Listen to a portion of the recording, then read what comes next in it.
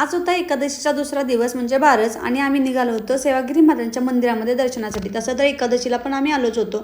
आल्यानंतर शरूने साष्टांग दंडवत प्रणाम केला देवाला आणि त्याच्यानंतर आम्ही प्रसाद घ्यायला बसलो होतो। तसं तर खूप जास्त गर्दी होती।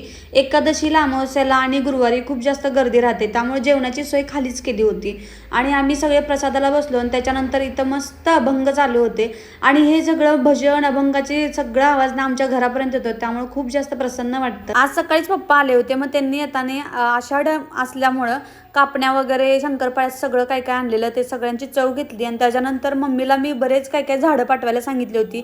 ती पहिल्यांदा एका कुंडीमध्ये लावून घेतली आणि ती आता त्याच्यानंतर जशा मी कुंड्या आणेन तसं वेगवेगळे शिफ्ट करणार आहे।